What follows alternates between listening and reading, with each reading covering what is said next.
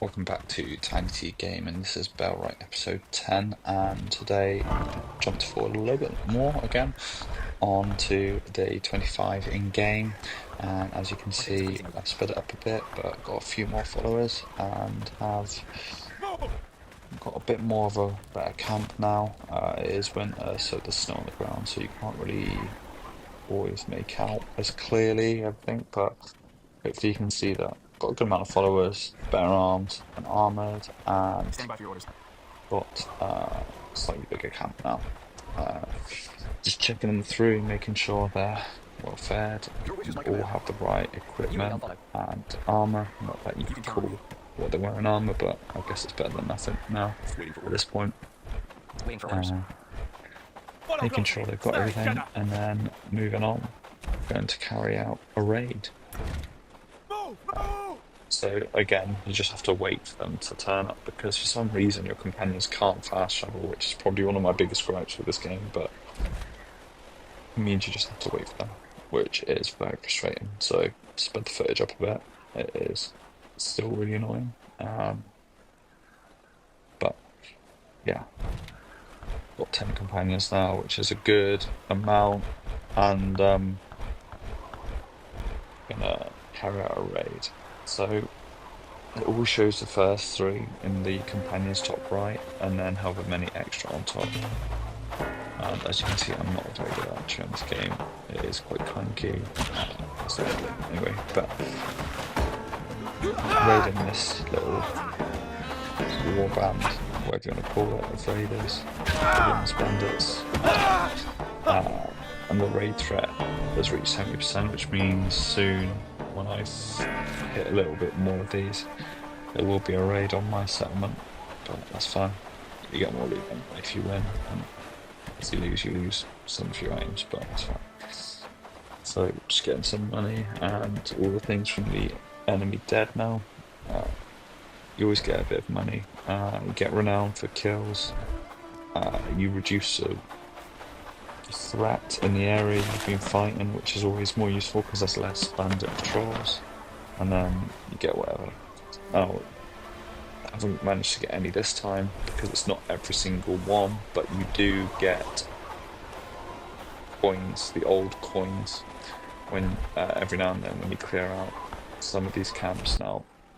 They're really useful because you give them to the village elders and they will boost your reputational, your relationship with these The village is looking better and better. settlements, which is very needed because that's what you need. You need to, the whole idea is to boost your village, clear the areas, build more up, research more, and when you get better relationships with each village, you free them, and then you have access to recruiting these skilled workers. So like those with the trades basically, so like weavers, blacksmith, labourer, woodworker, whatever, woodsman I think they're called. And you need these to carry out better research, make a better kit, etc, etc. And so it's like a massive upscaling chain of events. So really needed, but finally got the outhouse, or going to, but I've told them to make it.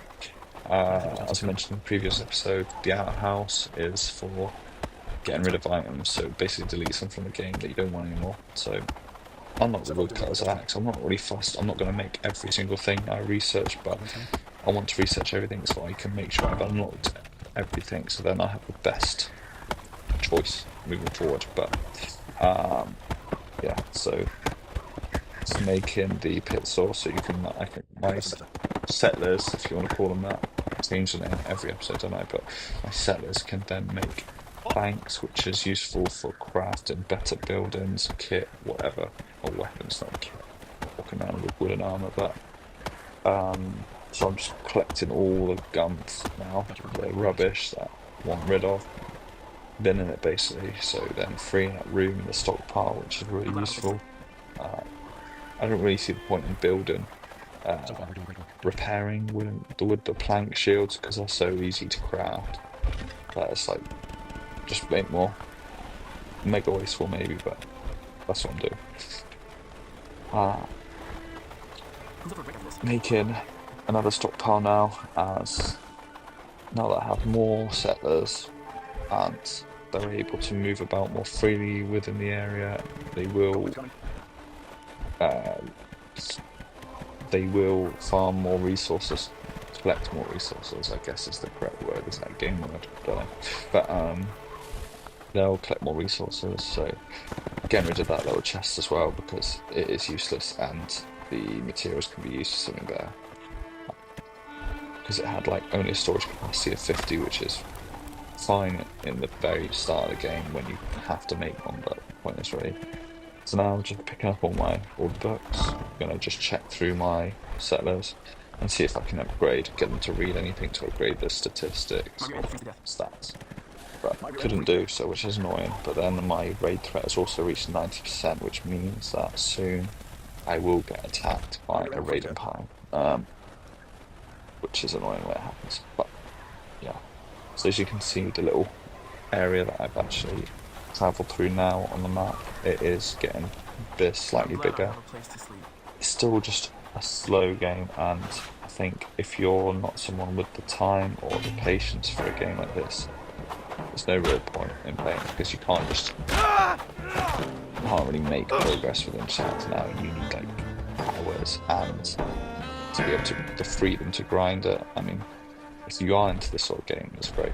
And I think they've done it really well. The mechanics, the fighting is clunky in parts, but you can't have it all. The fighting is good enough.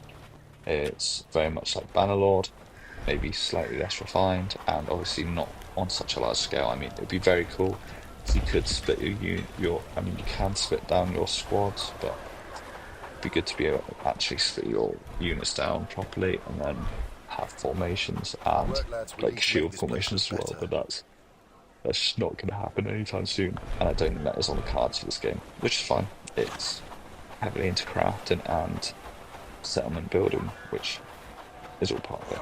So still getting some patrols coming through now, which is really annoying, but my companions are actually starting to be able to handle themselves now. So my little panic knee-jerk reaction of getting a follower and going up to it was pointless, but that's fine. He's quite injured though. Swapped his armour out, clothing out, whatever you want to call it. I think he's earned that, as he's proven himself that he's one of the better ones, but trying to sort of upscale their equipment now as much as I can. That is one of my followers though, on the floor, knocked out, very annoying, and there is a raid expected now. So just getting some more bandits attack me while I'm out and about. That should be easily dealt with, and getting a bit better with burn skill. Quickly picking up their loot and then gonna move on. But starting to be more able now to deal with these bandits on my own as well, which is really useful because it's so frustrating. But as you can see, I've jumped forward now. The raids following me, the raiders. I've gathered my little squad of companions, and there is a lot of raiders. I'm trying to deal with them at range. It's hard.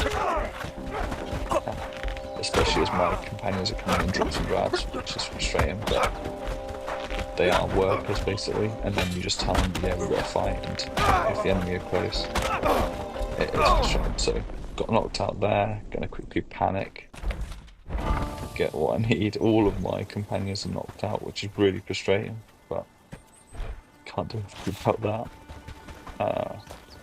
Gonna try and keep their raiders at distance, but as you can see, I forgot to eat, so doubling back now, but it's again too close for comfort because I got no stamina and little health, which is really annoying.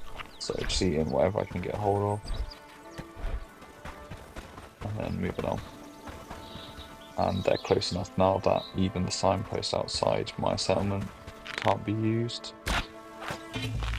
I'm trying to hit some at range, but not a real chance of that, especially with those with shields. But you can kill them if they don't have their shield raised, but usually, but it's not so easy. Trying to run away and pick them off one by one. And got rid of them, what you would call swordsmen. Now have to deal with the archers. The archers are probably the biggest hassle we have. Thankfully there's only 2 left, so you just have to time it. I mean, if I was an archer and someone came at me with a sword, I think I'd like to draw my own sword or whatever I had at that point. Yeah. So if you like this, please like and subscribe, and thanks for watching. See you in the next one.